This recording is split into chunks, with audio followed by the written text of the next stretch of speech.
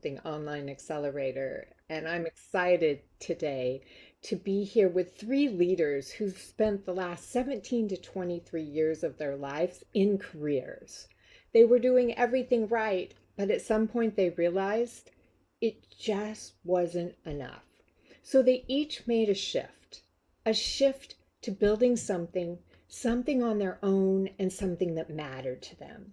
Today, I want to dive into it in terms of what changed in their lives, how they made that transition, and what their lives and their ventures look like today. So, welcome, David, Lee, and Noah. Thanks for joining me today. It's a pleasure to be here. Thanks for having us. Thank you. All right, so most people say they want work life balance, but was it really about balance or control over your life? David? Yeah, I'd say for me, the time of transition was sort of a little like thrust upon me. Prior experience ran its course. It happened to time with the pandemic, which was also a time of transition for everyone. And then it took me a little while to find a new path, and I'm really pleased that in part with the help of the How to Start Something program, I've been able to create a new nonprofit and find a opportunity that's both personally fulfilling, but also fits with where I am in my life. And for me, I'm the father of two elementary school children, and to be a nonprofit entrepreneur came with a lot of challenges, but also came with an opportunity to now control my schedule and to be there for family and friends when that needs to take a priority. And so I'm both able to help other people through Civic Helpers, the nonprofit I founded, but also help other things that are important to me. And that ability to manage one's own life and balance different priorities is something that comes with being an entrepreneur, although you also then have to be balancing lots of other things, and that Yeah. comes with its own challenges. So, what did you want, Lee? Well, after 23 years of being in the nonprofit space, wearing all the hats in a nonprofit arts center, I was also juggling a studio practice because I'm an artist and I was also a mom. When I parted ways from the nonprofit that I was working with, I really wasn't really sure what I was going to do. But parting ways was something that I needed to do for my health and my sanity, um and I knew that I needed to kind of re rethink, what I wanted to do with my skills. Um, Consulting kind of, just kind of was this path that just came out in front of me when I started meeting with all of my colleagues in the arts.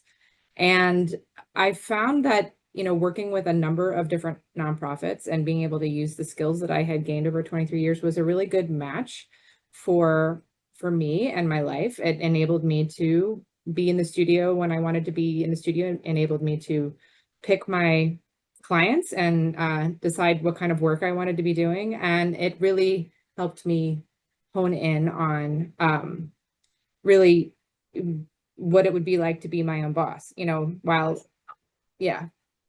Noah, what did the life of an employee give you, and what didn't it?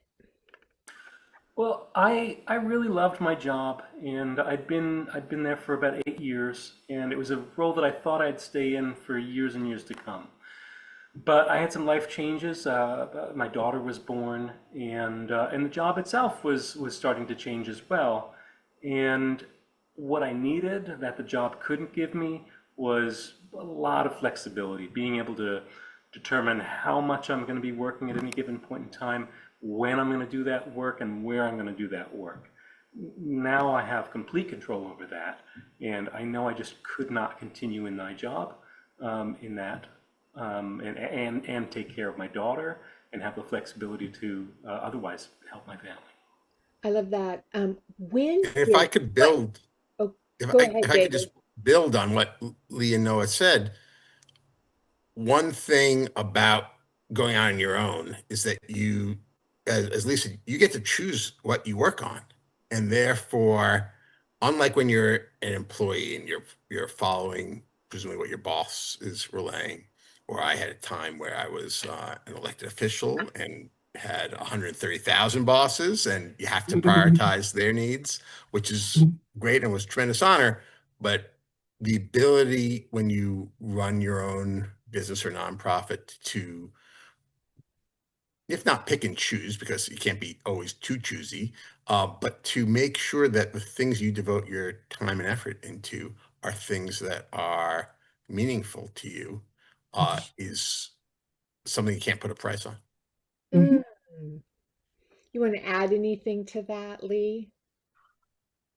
I I was I would have to agree. Like I I always considered myself a very task-oriented person, and you know just having my I just had never really had my own business, and I never, even though I was an artist, and every artist is potentially is supposed to be like a small business owner, I had really never had my own business. So it was a huge learning curve. And I think, it was a little bit scary at first to first of all be freelance and not have a steady paycheck. But the benefits of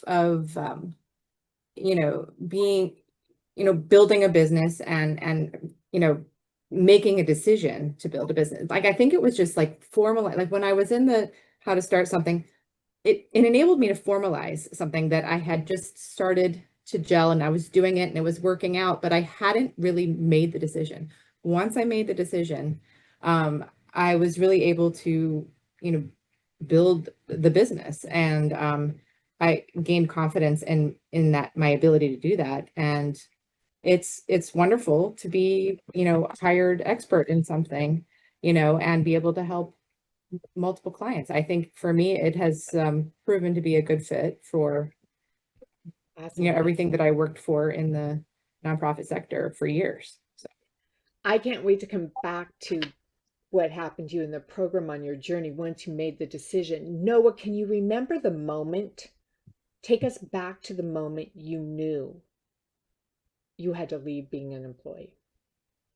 Well, somewhere during my wife's pregnancy, that was that was when it happened. I honestly I hadn't really thought of it until it became really real, and we were trying to figure out, all right, what is going to be our child care plan?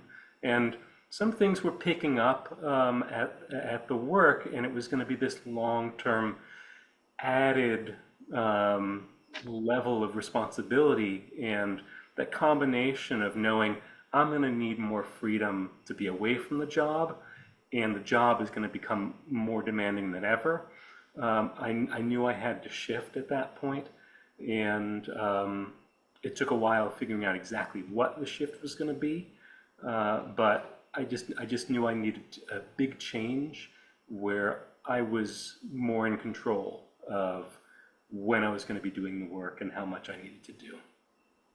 David, do you remember the moment that you Well, knew? when I entered the How to Start Something program, I had the seed of an idea. It was not a definitive commitment. I didn't have the name Civic Helpers. I want to form a nonprofit, but is during the course of that program that the real concept behind our organization, which helps people navigate government bureaucracies and things like health insurance companies and utilities and so forth. Like it came together. The program was really focused on identifying a problem and a need out there uh, that was unmet and therefore created the potential for a new entity. And the program gave me the confidence to be able to take steps, but not just the confidence, also the process of how to do things like, and Pam, you're very knowledgeable of this, of having curiosity conversations, just exploring what's out there. Talk to someone and learn what's on their mind before just spouting out your own idea and your own version of the solution. So you can actually listen to folks and what are their needs. And it was in the course of the program that went from this little seed to real, germinating ideas, so that I was, ready to then incorporate a nonprofit here in New York and try to hit the ground running. Lee, follow that up. Where were you when you started the program? Kind of where were you in your process? Yeah, I had started consulting, and I had a few clients that were on monthly retainer, and then I had done a couple of, strategic planning projects and that kind of thing. But I was pretty scattered in my thoughts about what I was doing. I was pretty responsive to whatever arts nonprofits needed out there, which in a lot of ways I still can be pretty responsive. But what happened during the program was that I honed in on the kind of consultant I wanted to be. And what I realized was that the last two arts organizations I had been involved in as an employee, I had been with them through incredible periods of growth, both, like, oddly enough. And so I knew what that took for a nonprofit. And so I decided to kind of channel my consulting towards helping nonprofits develop and grow. Like, a lot of nonprofits stagnate after years from just growing organically, and growing with intention is a very different thing. And so I help organizations do that. But it was right during the sweet spot that I figured that out in the program. So tell me about what did you start doing differently in the program and what happened? Well, I hadn't really done a lot of the work that the program required. Like, I hadn't done market research. I hadn't really um, tested whether my idea, was filling a gap. I hadn't really researched what my competition was. I hadn't really thought about how much money I wanted to make. I was just doing it, and I was doing the best I could, and I was building, I was just trying to, like, build my client base really rather organically, actually. So I think that actually what I do for nonprofits, the program helped me do for my own business, which was kind of ironic. So It's always like that, right? We can do yeah, it for other people, but it's so yeah, amazing what happens when someone yeah, else gives us a yeah, roadmap. So tell yeah. me about a couple of the specific things, the actions you took in the program that led to the biggest wins for you. Um, I think I I established my entity and got an LLC. So to me, that was like, I'm doing this. Like, this is like, I have an LLC now. I'm off to the races, kind of that. And I got a graphic designer to help me with a logo, and I built a website. So and I started to kind of make some marketing brochures and that kind of thing, and really put together the text for what it was that I wanted others to see. Like, what if, I was able to kind of figure out through the program, who my target audience is, and what is important to them, and then how to put that into, again, things that I've And done did for you, nonprofits, but for myself, it was just a different process. with that new refined focus, did you gain clients within that? Yeah, I think absolutely. Like, I think after the process of building my website and having cards, I was able to, while when networking, I had, business cards that really said what I did. And I started to build a prospect client list, um and through the program, I signed up to have a booth at a national conference where I put myself in front of, thousands of potential clients. And out of that, came a number of clients. So it really prepared me for that. It's so exciting, that first client journey. So I want Noah you to follow up. Noah, before you joined the program, what wasn't working? Kind of what state were you in? So I'd left the job about a year and a half earlier, mostly being a father and taking on a couple of very small projects. And it was about 4 months before I started the project that I decided, okay, now it's time to kick things into gear. I really want to do this. I want to, fill up, let's say, a part-time schedule worth about 20 hours worth of work per week. And I was doing a lot of work. I was doing a lot of research and preparation, and I started doing a number of little tasks here and there, but wasn't getting out there. And I would apply for a couple of things that I would find nothing was working out. And then I joined the program, and by the time I was done, my schedule was filled. I had to step back from it because I was doing more work than I really wanted to. I had I'd learned to move on from one step to the next and say, all right, I've done enough right now of this. Now it's time to do this. And I think one big thing that I learned was I think the term that you'd use was smallification, because I was trying to look at the entirety of what eventually I wanted to be able to do in my business, rather than just saying, you know what, I just need to do one thing right now. I just need to focus on one thing, do that with clients, find clients and do that for them, rather than learn everything and be able to do everything and be ready to do everything all at once.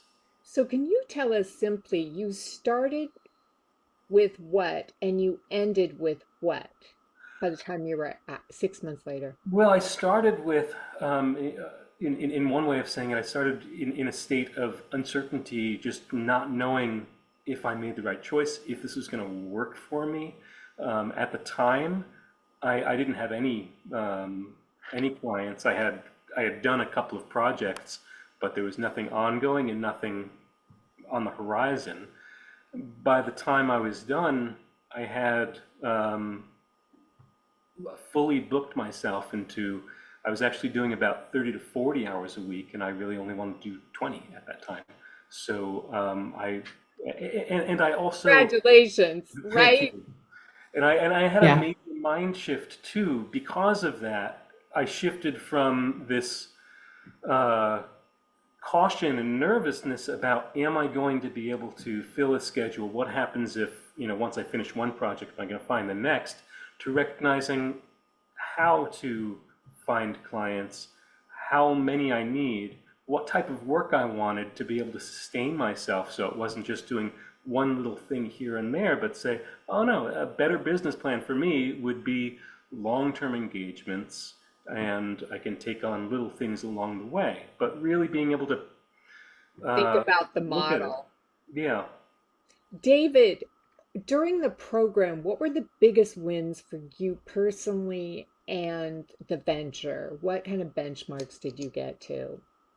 Yeah, I didn't form the actual not-for-profit corporation until after the program, but to have gone from just the kernel of an idea to a real plan forward. I think the program conveys how you can sort of take that big task and break it down into individual parts. And it's not a linear process by any means. You have to be juggling lots of balls at the same time, but just to um, be organized and have the confidence that there is a game plan going forward. I mean, I still have here my notebook from when I was in the program, where each time you have a conversation with somebody or you make some progress, you're writing it down so they can then flip back through it. And I still have that approach to this day. I'm taking this notebook to all of my meetings, and uh, feeling like there's an approach here that so you have a confidence enough in the method, and you practice it enough, and the program gives you the opportunity to practice it first in a sort of safe internal environment, but then also explore externally and push yourself out of your comfort zone. I think that led to, some of those early curiosity conversations led to some of the first folks we helped as a nonprofit, and we do a lot of work with other nonprofits. One of those first curiosity conversations ended with the executive director of a childcare center saying, I haven't heard yet what you want to do, because, of course, there was a curiosity conversation. I wasn't pitching my own idea yet. They said, but we do have this issue you could help us with. There's a $30,000 state grant that we've never gotten paid on. It's, years and years old. And by the end of that week, I had, helped release that $30,000 state grant. And Civic Wow. Helpers hadn't yet been formed, and we'd already had a real success. And Tell me yeah, about that. So today what's your biggest win for Civic Helpers today? well, we've now, in our first year of operations, we've helped restore over $500,000 to other nonprofits. And so I'm really excited about that. And we've also improved medical billing procedures for cancer screenings and preventive medicine across the entire country, because one New Yorker shared a story with us about a nonsensical process, and we got the American Medical Association to update medical billing codes across the entire country. And that's the model of Civic Helpers, is to help someone or an organization, but then shine light on a broader issue. And so the fact that we can have successes like those early on, that now we can point to funders and future folks who want to help, and say, like, we have real successes. It's not just a concept anymore. It's a reality, and Yeah. that's what we Oh, want to build on. so I'm going to push that over to Lee. Lee, when you look at your life now after you've been an entrepreneur for a while, running your own thing, not an employee anymore, what's the biggest change in your life because of that decision? Well, I would say several things. First of all, I have higher income, which is lovely. I mean, I think in small and mid-sized arts nonprofits, your salary can only go so high, right? So I've been able to kind of use my skills to increase my income, which has been great. And for me, being able to help, you know, not just one nonprofit grow and develop, but to help several, and to be able to come in and lift up an organization and set them on their way. And whether it's through a leadership transition or a strategic planning process or visioning, to give an organization a leg up, and um, then they don't need me for a while. That's really satisfying. And that's not something I ever really experienced as an employee. And again, I think also it enabled me to have the balance to, like, if I want to have a day in the studio, I can have a day in the studio. Um, and, and if I take on too much work, it's my bad and I'm not as much in my studio. But that's my decision. And like, I get to decide you know, when I'm working extra hours or not. So I think that, while there are some downsides too, I think that for the most part, there the benefits of being self-employed, if you can keep it coming, it there are a lot of benefits. David, or Noah, I'm going to push back to you. Talk to me about what's the biggest change in your life now, how life is versus when you were an employee. Well, my day is so much more varied than it had been, in that I there's a lot of childcare involved, but now she's at school for much of the day, so that portion of the time I'm able to do my work or take a walk or do whatever I need to do during that time, or maybe just do the work in the evening or on the weekend whenever I feel like it, really. And that is enormous. Tomorrow, I'm driving a couple hours away to visit my parents. This was something just decided yesterday. I don't have to ask anybody, and I don't have to check my vacation days. I'm just doing it, and it doesn't change anything from a work perspective, because I'm gonna bring my computer and I'll be able to do the work from there, or I can do a little less and pick up the work another week. I mean, it's just endlessly helpful to have that level of flexibility. And one other thing which is an interesting reassurance that it goes against what most people would think when you're going off on your own is I know that, a client, I can lose a client or finish my work with them at any point. And it's very different than if I were to lose a job and not have control over it and just the job goes away. Because I've already got a vehicle for finding new clients, for taking on new work. I've seen opportunities pop up left and right, and I'm not in a place to take them right now. So I rest assured knowing, okay, when I'm ready, there's more out there. But being able to have that confidence that no matter what happens with, if I'm in an organization and they hit a major downturn, that could mean I'm out of luck and I've got to figure something else out. But now, if one organization has a major problem and needs to cut back, then there's dozens of others that could use the help, and I'm able to just continue the work. I hear you reframing control Yeah, and risk. Now yeah. you see the risk. How do you see risk now versus before? Well, I think the job felt very secure, and I never really felt at risk. But there are, well, COVID hit, and endless organizations just ended right there, and tons of people got laid off, and that happens in every industry. I can't get laid off. I can, have a contract end, but then I just go to another one, and it's not anywhere as challenging as taking on a whole new job. It's just, all right, let me just starting the next project. So it's something which you usually think of when you're doing your own business, when you're doing your own thing. People tend to think of that as being so much more risky, but it's more you have that control. And similarly, I have the control that when I have more time and more interest in doing more work, I can do more. I can expand my job where I couldn't have expanded as an employee. When I think it's time for me to do more or do something different, that's up to me.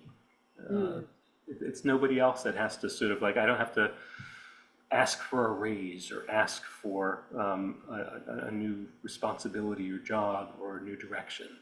It's all me. So true.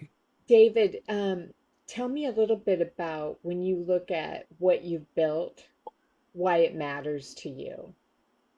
Well, one great thing about running a nonprofit and working with both other nonprofits, but also people who are in need of our assistance is, we get to measure the value of our work in the impact we're having. And it relates to that element of self-having control. Like when someone comes to Civic Helpers with a problem, we do an evaluation of, is this something interesting to work on? Will it help people? In theory, we can say no. We don't do that too often because we're trying to be helpful. But it's the ability to measure success not just in dollars and cents, but in a seeing what impact you're able to have out in the world. And indeed, we get to improve things for folks who've never heard of Civic Helpers. If we improve a process in government or otherwise, it doesn't just affect the people that have come to us, it impacts other people as well. And I'm thrilled to pieces that there How does are that folks who relate help us. to how you felt when you were an attorney, when you were an employee, when you were a representative? What's different about it? I think, well, first of all, when you have a client, your loyalty is to them, and as well it should be. Um, and you have to put their interests to some extent ahead of your own, which is fine. And that's the system. And they pay well for that. And it's the same thing when you're representative of other people. You can have your own ideas and input for sure, and the things that you are really passionate about working on. But um, circumstances can change. Events can happen in the world.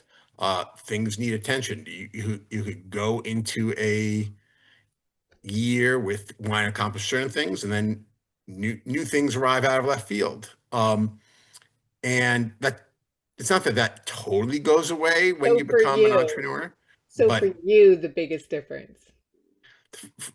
for me, it's that I get to know that we're solving problems and trying to create an organization and a legacy that can keep that going. I mean, in theory, we're very early days still for civic helpers, but possibly, if all goes well, civic helpers will outlive me.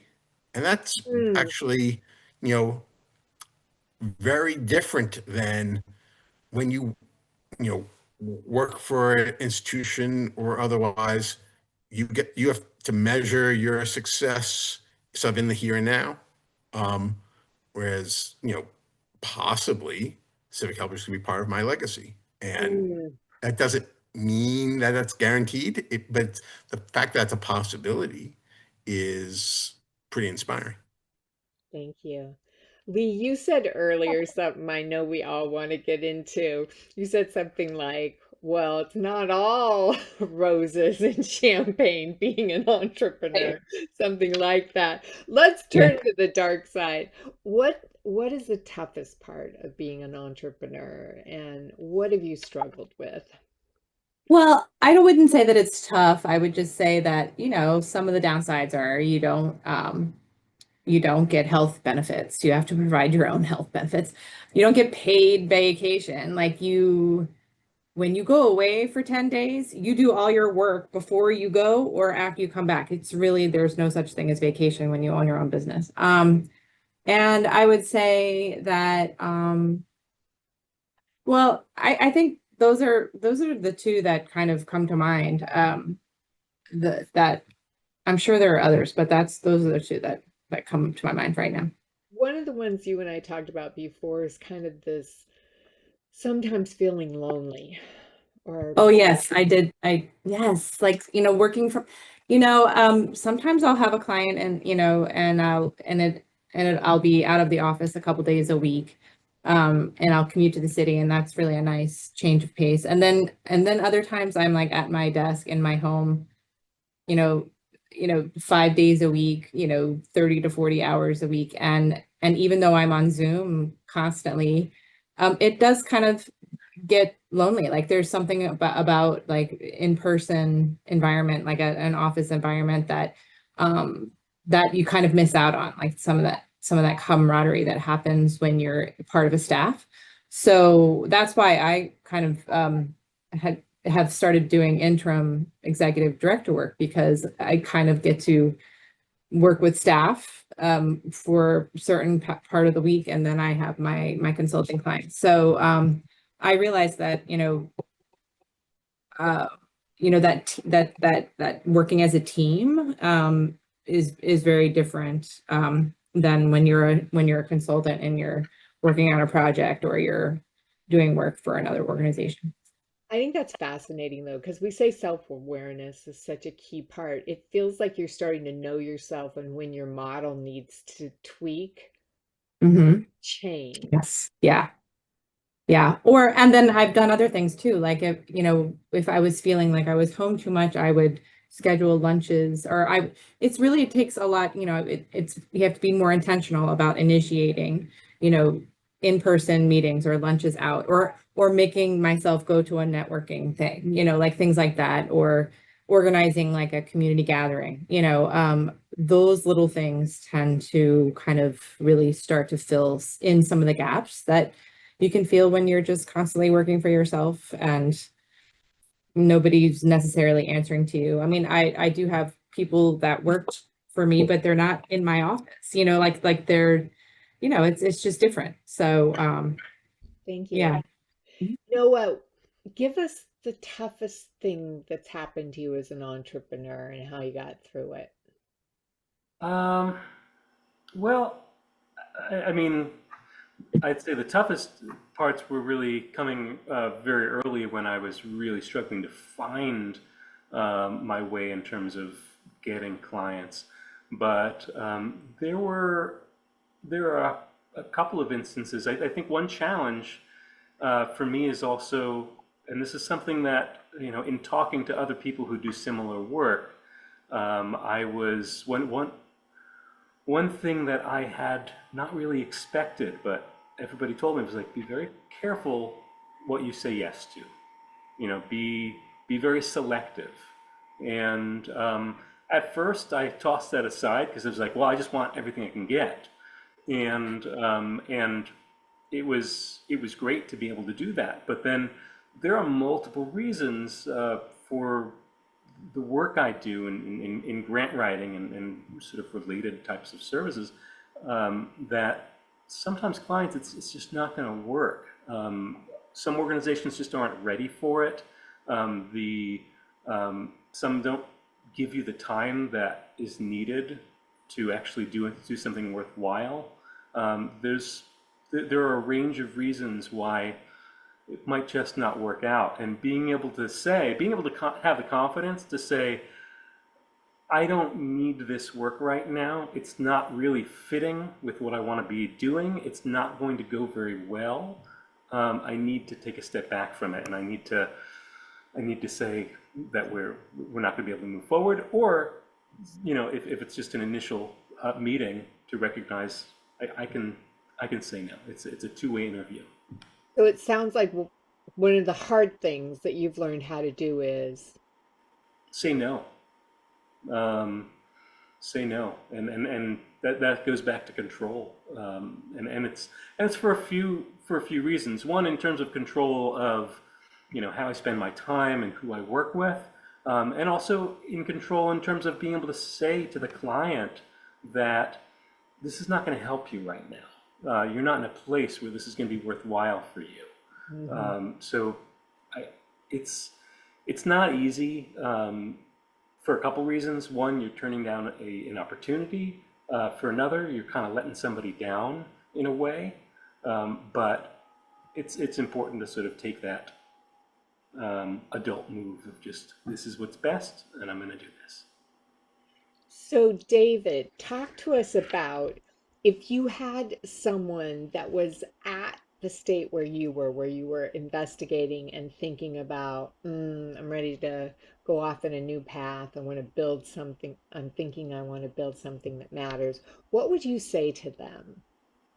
I think the most essential aspect is finding the problem you're going to solve, and making sure it's a real problem, not just a problem in your own head, um, and that there is a demand for that service or product, whatever it is you're hoping to create. And it doesn't have to be a mystery. There are ways to really explore. I know Lee mentioned earlier researching competitors, but hopefully, especially when you're an entrepreneur, you have an idea that has some unique component or something that makes it special, and really honing in on what is that um, key element, the real value that you add.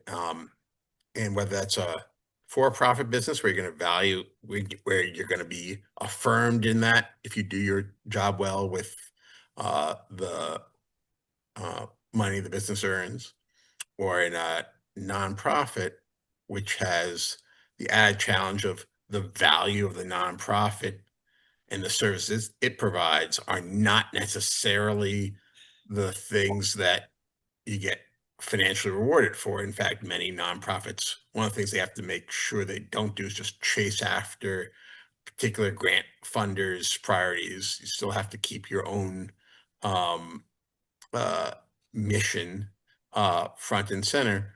But um, whatever form of entrepreneurship one undertakes, it's a matter of really honing in on, are you going to be able to do something new that people will back in one way or another, whether it's an Yep. investor as a customer or someone who just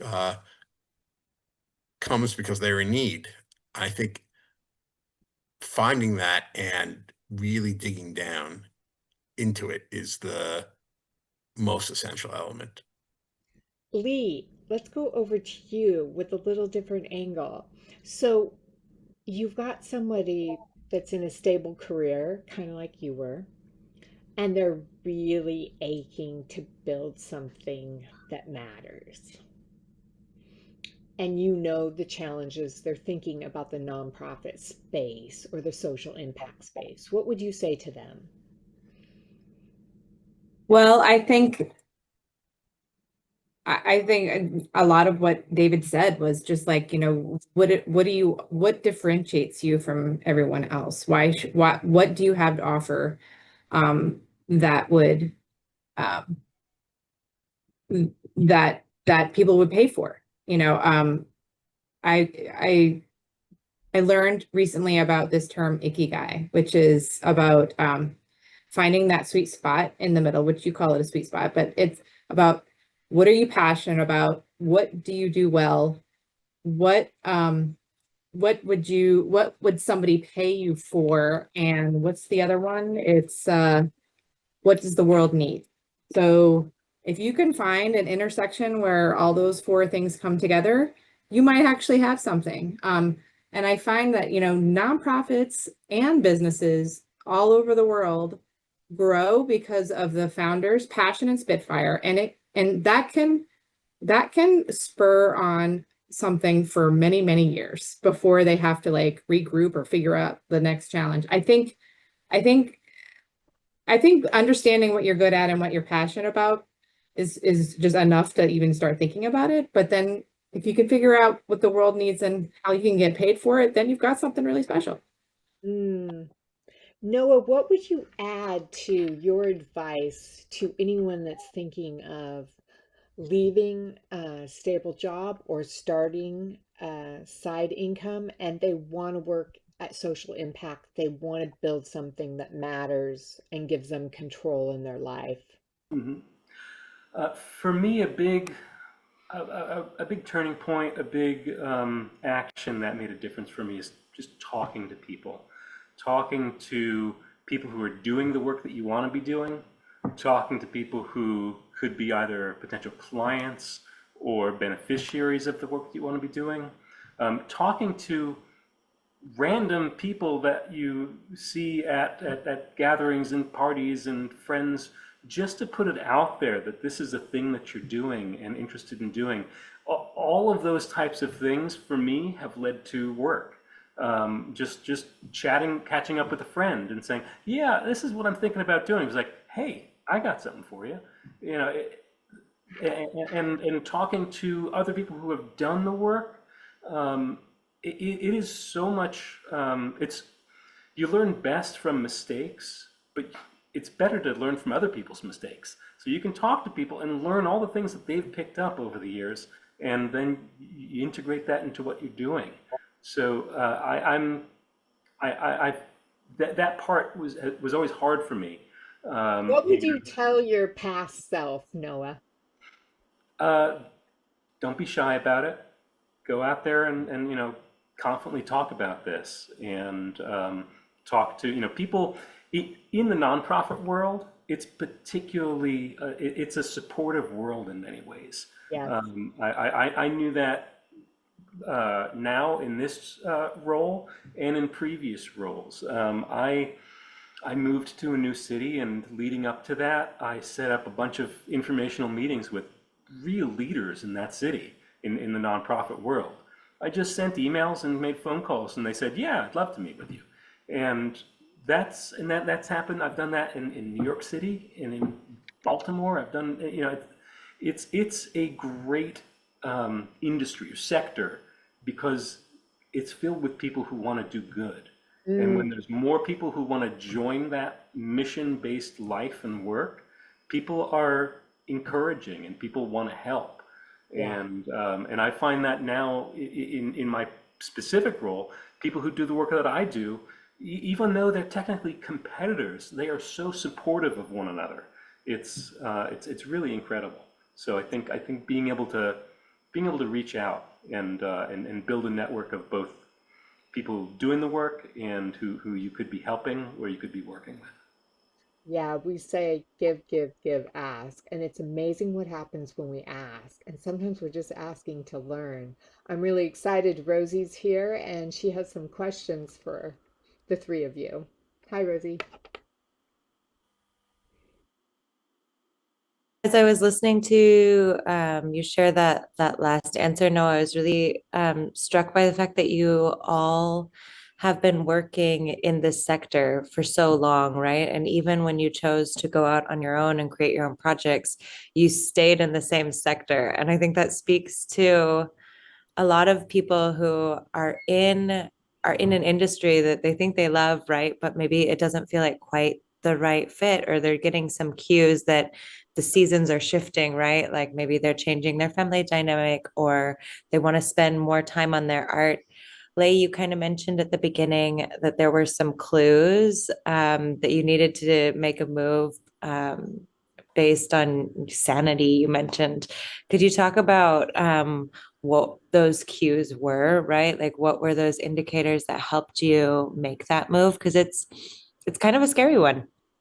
It is. And like Noah, I thought I was going to be in that role for like the rest of my life, but I realized that I was giving up too much of myself. My stress level was so high. Executive directors have it hard, you know, especially when, there are challenge when organizations going through challenges. It's really it can be a really stressful job. Um, and and I think that, you know, having the sense that, life's too short and I don't need to live this way and I don't have to put up with this, um, and and I'm not saying that all, all positions are like that. It's just, it just happened to be what I was experiencing. So, um, the advent of being able to take control, take my life back, and I it was just such a weight lifted off my shoulders. And I realized it took me a while to admit it, but it was the best thing for me, was to be out of that space and to create my own bubble where I could do what made sense for me and you know do my own work in changing the world, like figure out how I can change the world and how, I guess I was raised to believe I could do anything. So I just had to pick a path, really. Sounds like you had a very cool upbringing. And I'm sure that Noah, your and David's children, right, are getting to see that example of parents who make space for their children in their work, right, and who really prioritize them. I guess when you started to make that move for all of you, when were people already starting to ask you for opportunities? Were you getting consulting offers, or how did you kind of start to develop or the realization that people would want to pay for this? Well, for me, Rosalie, I was transitioning from government into the nonprofit space, and they're related, but Mm. certainly different. And one of the things we probably all three of us, Lee, Noah, and I, are knowledgeable of is the fact that nonprofits, although they have great missions, often are under-resourced, and that can be a challenge. But it also is a basis for opportunities.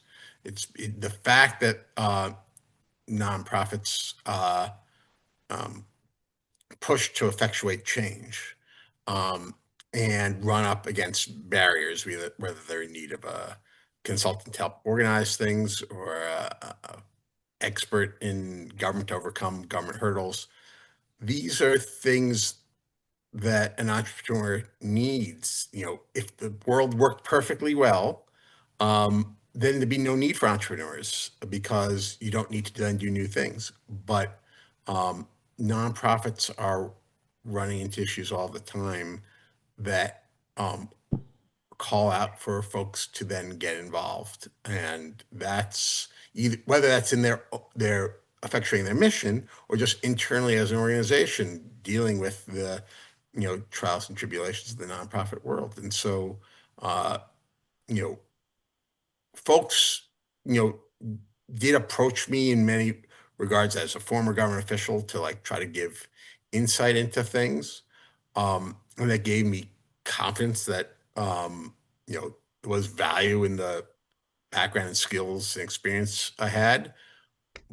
But turning that into well, how do you actually put yourself out there? So it's not just that someone remembers you from the past, but also that you're going out and making new contacts, people who don't just know me from my former hats, but that you know are now get to know me through my organization. That to me is a crucial element of you know knowing that there's a market for what it is you have to offer, is when people start coming to you because they've heard of something you've done in your new nonprofit existence, or that you've got success under your belt that then beget more opportunities for success. Not that everything is you batting 1,000, but giving it your all, and showing that there's real results from that is a great way to get involved. Mm. Noah, did you or Lay want to speak to that at all? Sure. Well, I think you had asked in terms of recognizing when that people would be willing to pay for the service that I have out there, and I think Mm. I learned really quickly from talking to other people who do, grant writing. Because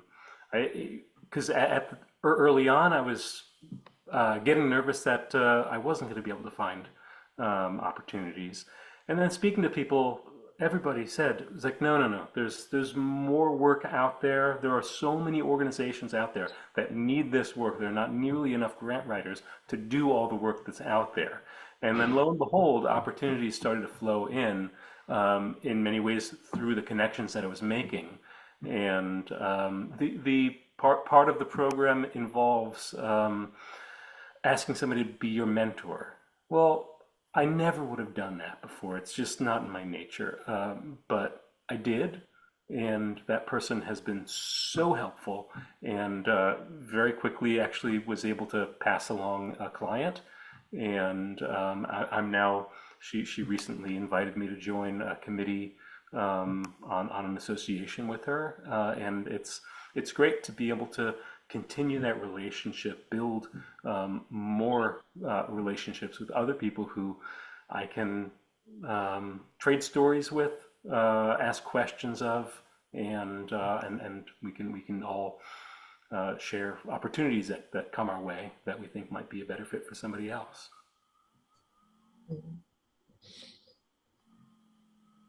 The same thing happened with me. I started meeting with my contacts and colleagues, and here I was, this free agent, and they were like, "Well, could you come help me do this?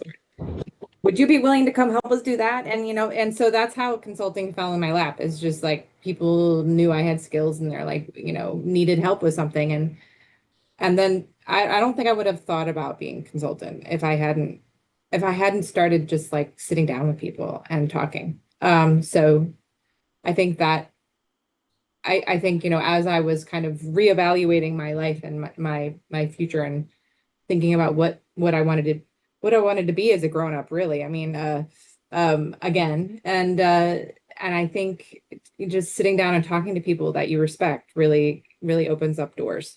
That was that's really how I got started in this.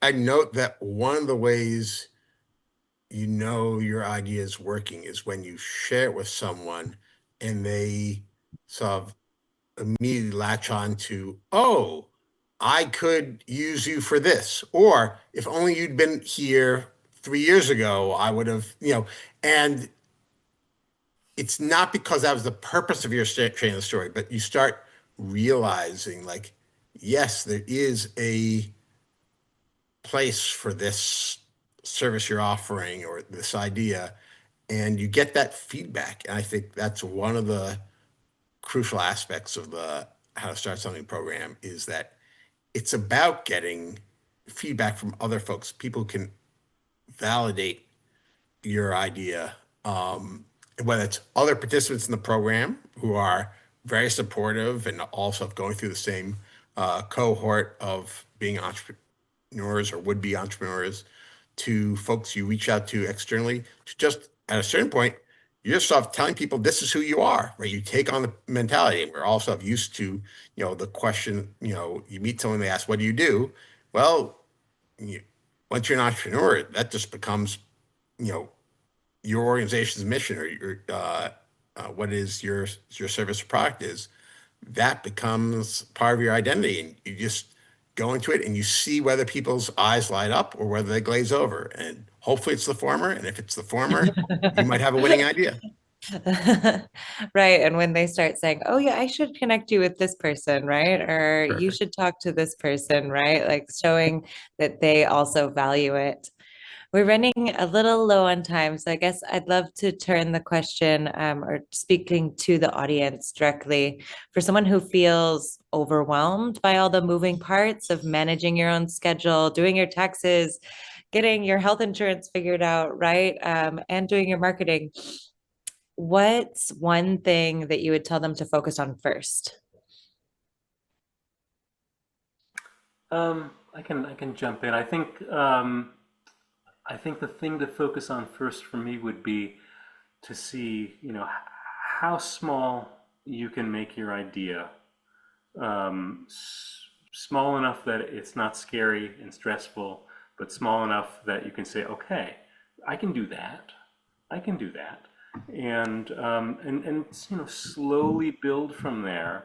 I People have done this in various ways, and I think if you've got a job, um, you can do a lot of the planning and preparation and thought and legwork in advance while you're, on the side. But you really need to make it small enough so it's not scary. I would agree with that. I was going to say have a goal and then make a plan that is like steps towards that goal. Like and it is like several mini goals to get you closer to where it is you want to go. And what I have always preached to clients and also myself is like if you don't have a list of things that you need to get done and a plan for what you're going to accomplish this month or that next, it's most likely not going to get done. So having a plan is to me the essential ingredient into going anywhere. And even if part of that plan is getting your laundry done and calling your accountant or whatever, like put it on the to-do list because I mean, I know that to-do lists don't work for everybody, but it really was an essential tool for me. Building off of knowing these very fine answers, the advice I give students is be organized. And when it's just you creating the organization, it's the framework that the program helps provide to sort of take you step by step. But once things are bigger, maintaining that ability to stay on top of things. It's because, as Noah suggested, you make sure it's a small enough, bite-sized set of pieces. I have a team meeting every week, but in advance of that team meeting, at the beginning of the week, I send out a task list so that folks have a sense of like, here's what we're going to be trying to accomplish this week. And it can be very micro tasks, it can be some bigger picture things, but that we then break down into individual assignments. And that I do that in part for the folks who are going to be doing the task, but I also do it for myself to make sure that I'm staying on top of things, and making sure that we're making progress. And it becomes, it's not necessarily a self-fulfilling prophecy because a lot of work that goes into it, but just knowing that, well, next week I'm gonna have to produce a task list. It better not be the same list that I produced the prior week, is this motivation of itself. And it's in a way to evaluate, are you really making progress?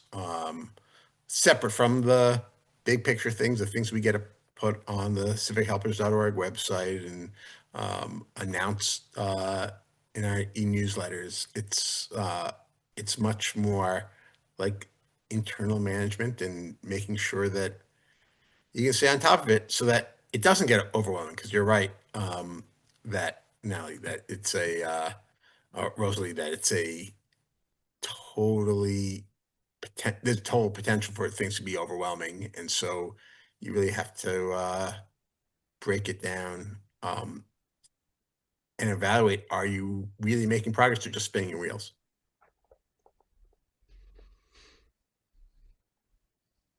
Well, Comes back to smallify.